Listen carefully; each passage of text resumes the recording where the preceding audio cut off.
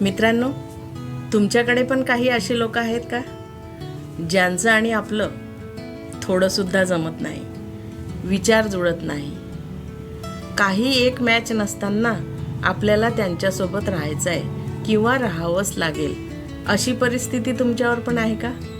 बऱ्याच लोकांसोबत असं होत असते. मग त्यावर काय करायचं?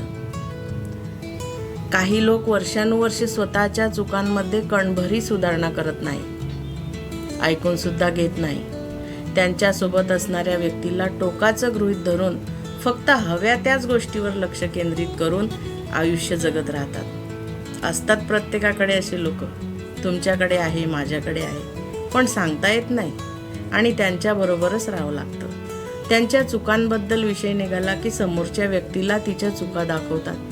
माझं कितीही चुकलेलं असलं तरी तुमचं इतकं तर का होईना, चुकेलच ना, असा प्रश्न करतात, नेहमी करतात. स्वतःच्या चुकांची जबाबदारी न घेणं, समोरच्या व्यक्तीला ब्लेम करत राहणं, ही अशा लोकांची सवय झालेली असते.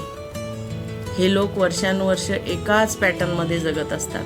दुसऱ्याला त्रास झाला तरी त्यांना फक्त स्वतःला जे हवं आहे त्यावरच काम करायचं असतं. इतर कोणत्याच गोष्टीची जबाबदारी घ्यायची नसते. स्वतःच्या बेजबाबदारपणाचं खापर नेहमी असे लोक समोरच्या व्यक्तीवरती फोडतात, कारण त्यांना ती सवय झालेली असते. स्वतःची चूक मान्य करून गोड गोड बोलून सहानुभूती मिरवतात.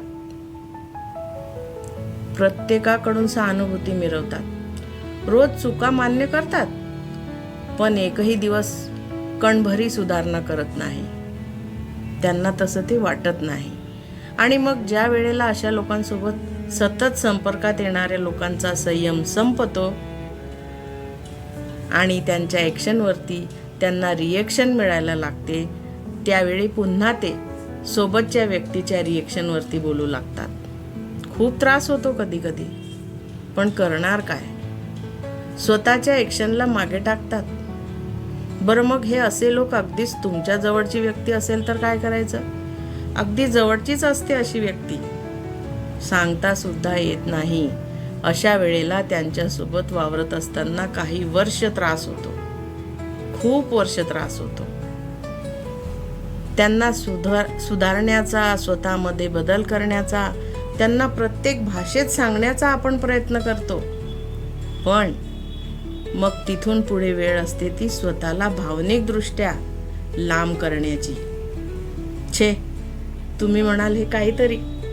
हो, आता खूप दिवस झाले, खूप वर्ष झाली तेच तेच तेच, म्हणून हा निर्णय आपण घ्यायलाच हवा.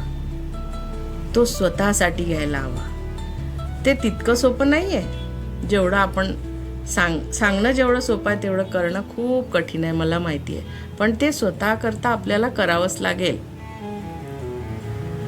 तरच अशा लोकांसोबतच्या व्यक्ती आनंदाने त्यांचं जेवढं आयुष्य आहे तेवढं जगू शकतात. वेळी सावध होऊन स्वतःला जोपर्यंत दूर आपण करणार नाही, तोपर्यंत जितकं आपलं आयुष्य आहे तितकं आपण दुःखामध्ये, नैराश्यामध्ये, आजारपणामध्ये घालवणार आहोत, हो की नाही?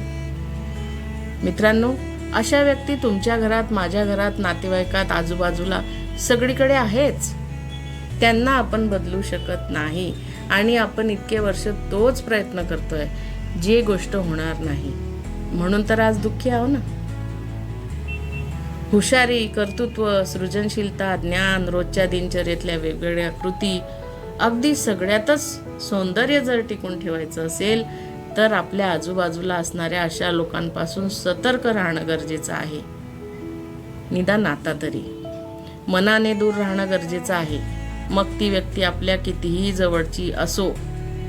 कारण अशा वेळेला दोनच पर्याय उरतात. एकतर नैराश्य घेऊन, आजारपण घेऊन जगत राहायचं, किंवा स्वतःला दूर करून, स्वतःवर काम करत, स्वतःचं मन दुसरीकडे मन रमवत आनंदाने जगत राहायचं. मित्रांनो, कसा वाटला आजचा विषय?